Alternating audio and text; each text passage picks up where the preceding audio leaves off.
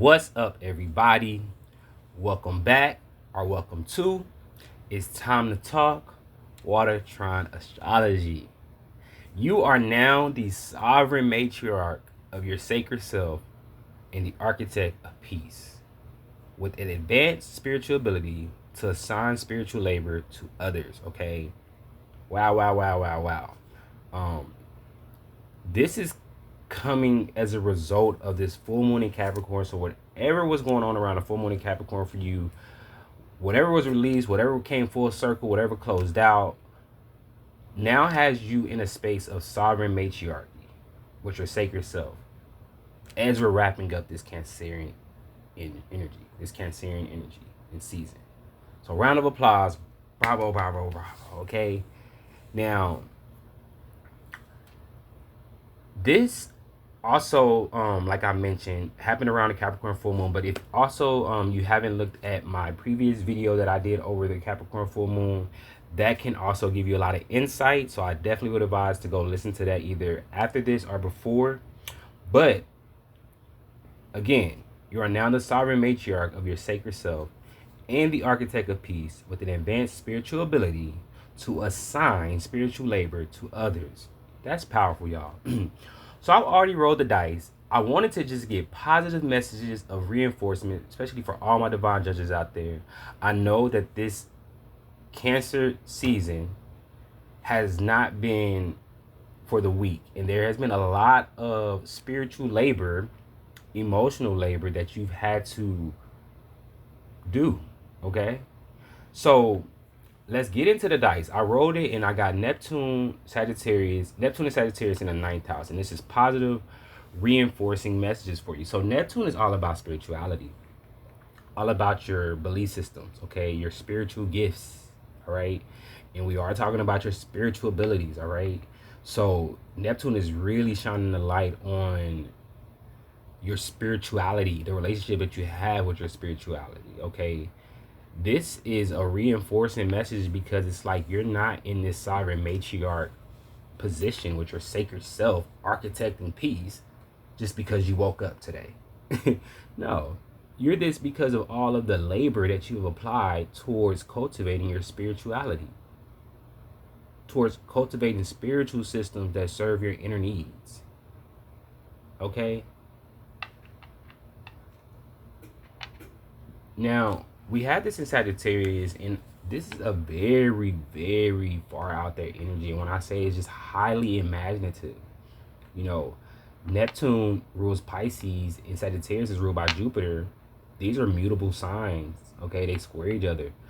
When you have Neptune and Sagittarius, though, this is gifts of being the seer. This is the energy where you can look beyond the veil. You can look through the veil. You can look through delusions. You can look through illusions. Like, you can look through a lot of spiritual in nature energies, you know. It's like energy work, okay, with Neptune and Sagittarius. But it's like a high level of your beliefs. And this is where we get into this 9th house, because Sagittarius is rules the 9th house. There's this, how you've been cultivating your spiritual system, because you have this high level understanding of your gifts and how to utilize them, okay?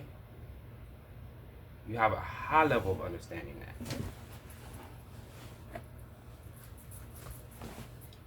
And this is powerful.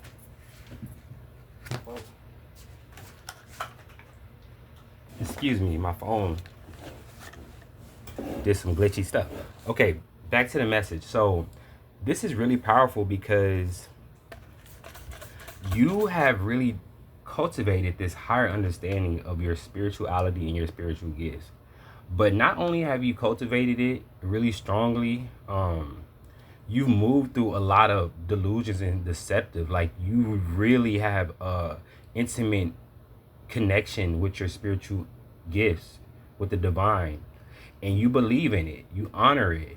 That's the main recipe, is what I'm hearing. The way that you believe and have faith in your spiritual gifts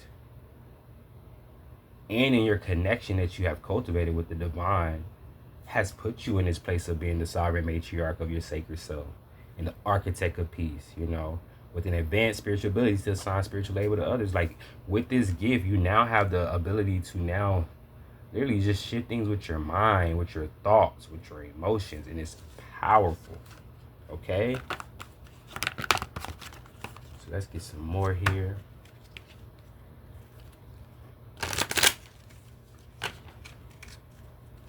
Spirit,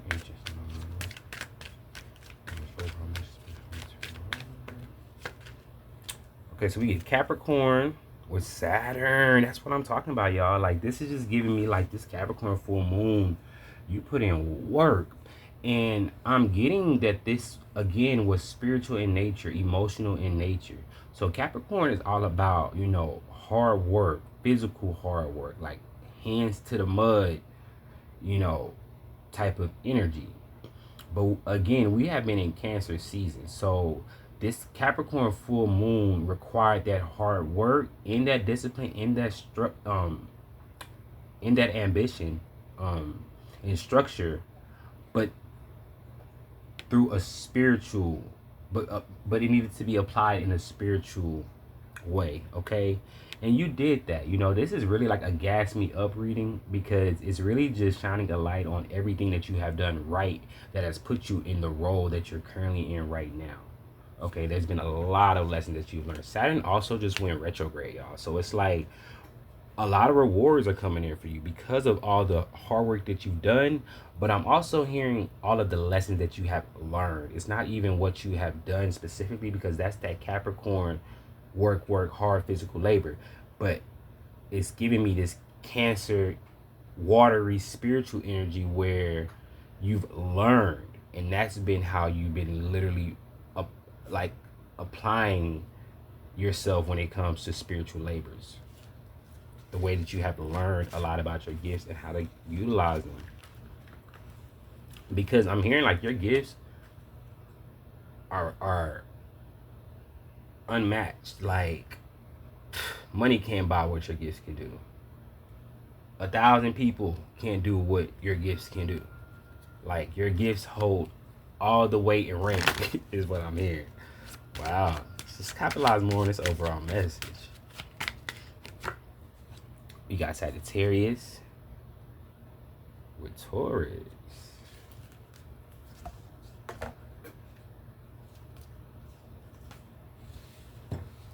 So we get Sagittarius again, and you know, this just doubles down on the message. And Sagittarius is so important because it's like literally believing in yourself has got you in this role.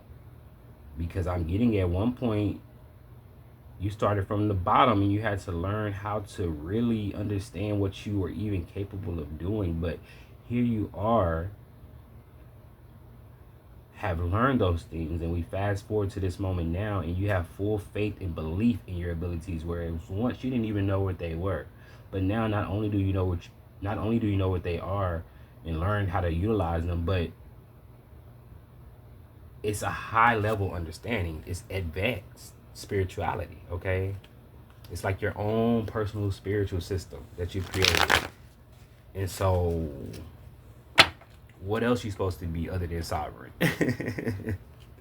Sovereign matriarch. And this is like speaking specifically on the Cancerian feminine energy, because we're speaking on spiritual beliefs. So that's gonna be in the realms of the matriarch, of the feminine energy, male or female.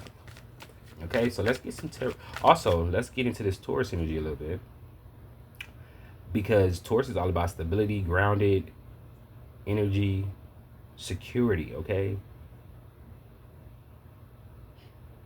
and the thing about Sagittarius and Taurus, there's always an interesting dynamic, because Sagittarius has the bow and arrow, it's fired up, it's ready to go.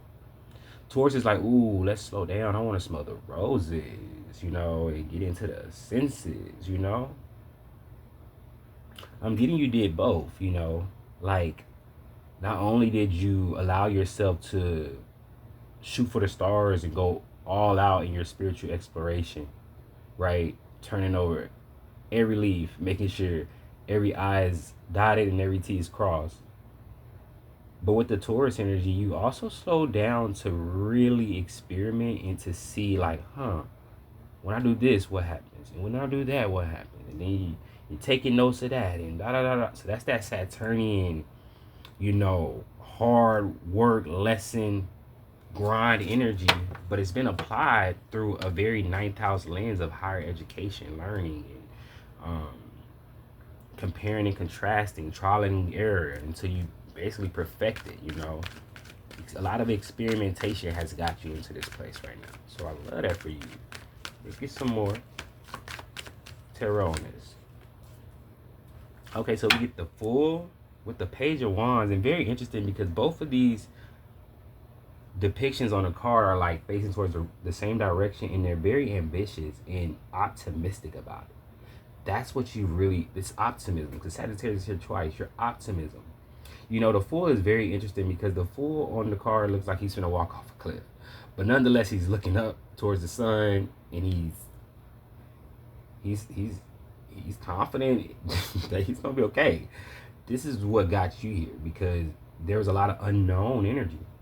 There was a lot of having to start from the bottom, like we talked about. But even from the very beginning, there was this sense of wonder, curiosity, ambition, excitement. Because there was like this inner knowing, this innate knowing that you're not just going to fall to the bottom once you step off this cliff. Now, you may not walk across it in a straight line, but something is going to happen, right? By the time you get to that cliff, you know, or by the time, or maybe you won't even see what happens, you know, because I feel like with this Fool card here, there's this energy of like, yeah, the cliff is about to end, but he's looking up to the sun. It's the divine with this Neptune energy. But the divine can work miracles. You know, it's like you do your best, you try your hardest, and then surrender the rest. And then God will show you how to, or the divine will show you how they are willing to meet you halfway. So this is why you're also in this energy, and this is what's appreciated and loved about you. I'm even hearing is because you were willing to meet the divine halfway. You were willing to go the whole way, but the divine just needed you to go halfway, because even to go halfway, I'm getting what's an extreme challenge. There was a lot of energy you had to reject, a lot of other spiritual systems you had to reject, a lot of, you know, people maybe peer pressuring you or just moving around different authority figures. Like there was a lot that you had to move through.